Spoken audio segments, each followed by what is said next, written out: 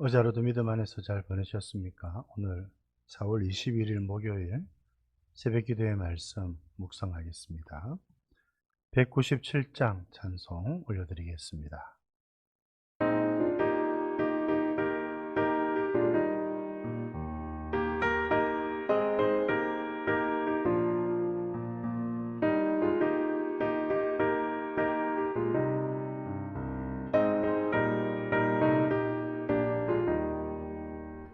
은혜가 풍성한 하나님을 믿는 자 한 사람 한 사람 어제도 오늘도 언제든지 반창고 보호해 주시네. 주여 성령의 은사들을 오늘도 내려 주소서. 성령의 뜨거운 불길로서 오늘도 충만케 하소서. 정욕과 죄악에 물든 맘을 성령의 불길로 태우사. 정결케 하소서. 태우소서. 깨끗게 하여 주옵소서. 주여 성령의 은사들을 오늘도 내려 주소서. 성령의 뜨거운 불길로서 오늘도 충만케 하소서.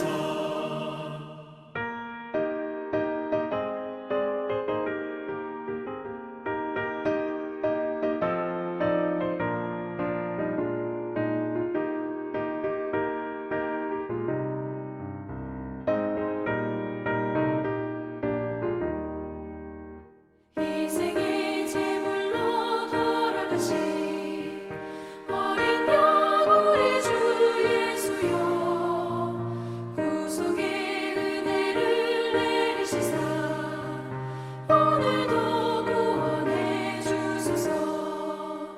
주여 성령의 은사들 오늘도 내려 주소서. 성령의 뜨거운 불길로서 오늘도 충만케 하소서. 주님의 기쁘신 은혜만을 세상에 널리 전하리니 하늘의 능력과 권세로서 오늘도 입혀 주옵소서. 주여 성령의 은사들 오늘도 내려 주소서. 성령의 뜨거운 불길로서 오늘도 충만케 하소서.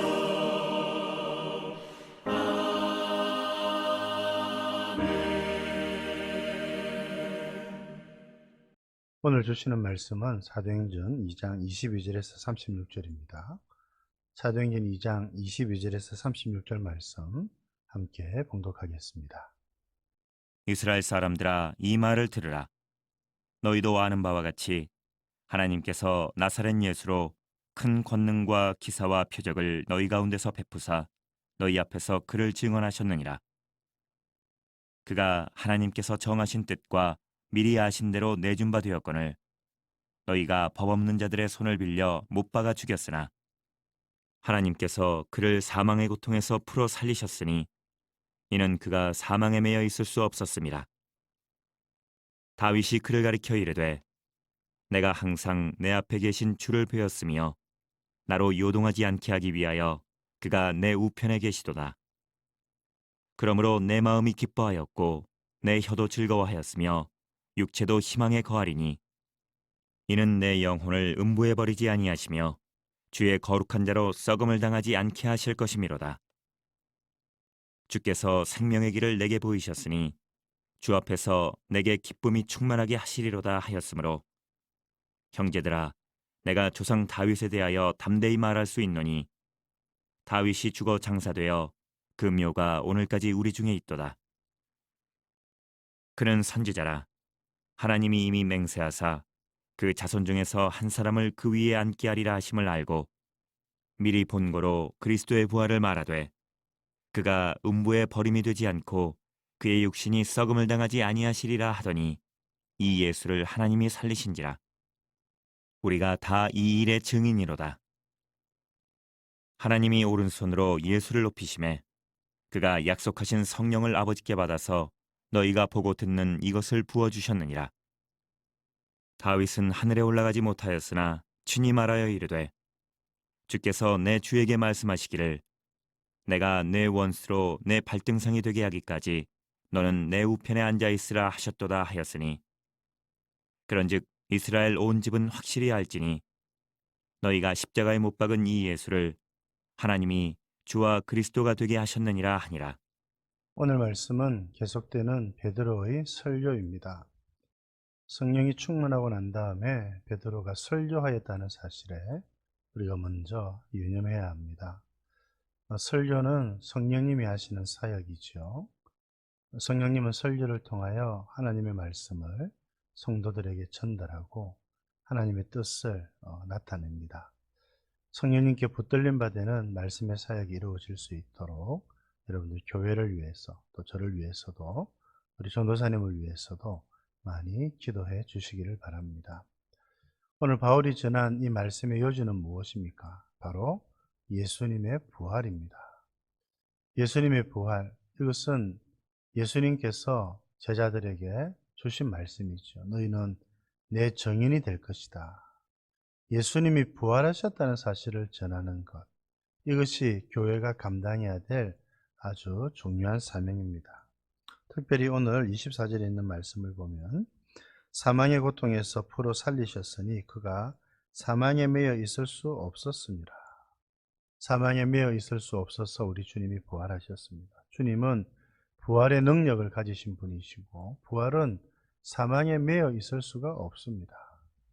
그런데 과거에는 사망에 매여 있었죠. 온 세계가 모든 사람들이 그렇게 살아갔습니다. 그게 세상의 질서였습니다. 그러나 사망에 매여 있을 수 없는 부활의 능력이 이제 이 세상 안으로 들어왔고 새로운 질서가, 제가 어제 수요 예배 때도 말씀드린 것처럼 새로운 질서가 이 땅 가운데 들어오게 되었고 새로운 세상이 열리게 된 것입니다. 여러분, 이것이 부활이죠. 그래서 주님은 이 부활을 전해라는 것입니다. 이 세상은 이제 다 물러나게 될 것입니다. 새로운 질서, 새로운 세상이 들어왔기 때문에 이제 이 새로운 질서와 새로운 세상에 맞추어서 살아야 된다는 겁니다. 이 새로운 질서와 새로운 세상에 맞추어 살아가는 이런 믿음의 공동체가 바로 교회이지요.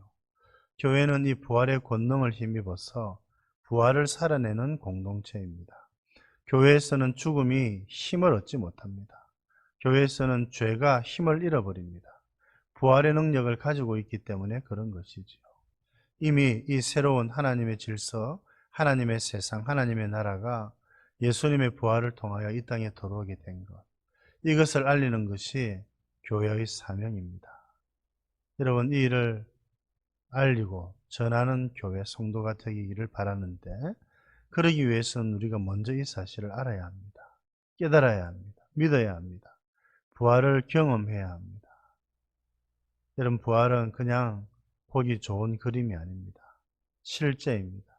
이미 부활은 일어났고 이미 죽음은 물러나게 되었고 죄는 여러분 이미 그 권세가 깨뜨려졌습니다. 부활의 능력으로 여러분 부활을 살아내는 저와 여러분들 되실 수 있기를 주님의 이름으로 축복드립니다. 그래서 바울은 베드로는 32절에 우리가 다 이 일의 증인이로다 이렇게 말씀하고 있죠. 너희가 말미에 보면 36절에 너희가 십자가에 못 박은 이 예수를 하나님이 주와 그리스도가 되게 하셨다. 너희들은 예수님을 죽였지만 하나님께서는 예수님을 살리셔서 주와 그리스도가 되게 하셨다는 겁니다. 이게 복음이죠. 우리가 이 일의 증인이라. 예수님의 부활을 증하는 것. 예수님이 죽지 않으시고 다시 살아나신 것. 여러분, 교회는 부활 공동체입니다. 여러분, 그래서 참 낙심이 되고 어려운 일을 당하는 사람들도 교회에 와서 위로를 얻고 힘을 얻을 수 있는 까닭은 무엇입니까? 교회는 부활의 능력을 가지고 있기 때문에 그런 것입니다. 이 세상이 끝이 아니죠. 부활이 있습니다. 이미 부활은 시작이 되었습니다. 오늘날 교회와 성도들이 이 메시지를, 이 복음을 전할 때에 우리 성령님께서 이 전해지는 복음을 통해서 사람들에게 역사해서 죽은 자 가운데 있는 사람들을 다시 살아나게 해서 부활시킴으로 하나님의 자녀, 하나님의 백성이 되게 하는 것이지 않겠습니까? 여러분, 정말 부활을 전해야 됩니다. 예수님이 죽음의 권세를 이기시고 사망에 매여 있지 않으시고 부활하셨다는 이 놀라운 복음을 전가하며 살아가는 복된 교회, 복된 성도들 되실 수 있기를 우리 주님의 이름으로 축복드립니다. 하나님 아버지, 오늘도 귀한 말씀 주셔서 감사드립니다. 사망에 매여 있을 수 없으셨던 우리 주님, 부활하심으로 사망을 이기시고 부활의 능력으로 죄의 권세를 깨뜨려 주신 것 감사드립니다. 교회가 이 일에 정인이 되게 해주신 것도 감사합니다. 저희들 예수님의 부활을 전하며 증거하며 예수님의 부활을 살아내는 믿음의 공동체 될 수 있도록 은혜를 베풀어 주시고, 죄가 간영한 이 세상이지만 새로운 질서, 새로운 세상, 하나님의 나라가 이 땅 위에 들어와 있다는 사실을 우리가 증거하고, 하나님 교회는 죄의 권세가 넘보지 못하는, 사단의 권세가 넘보지 못하는 부활의 능력과 부활의 권세가 있는 하나님 그런 교회인 줄을 알고 이 부활의 권능을 경험하며 부활을 살아내는 저희들 되게 하여 주옵소서. 오늘 하루도 저희들과 동행하여 주시기를 원하고 무슬림을 위한 저희들의 기도에도 은혜를 베풀어 주옵소서. 구주 예수님 이름으로 기도드립니다. 아멘.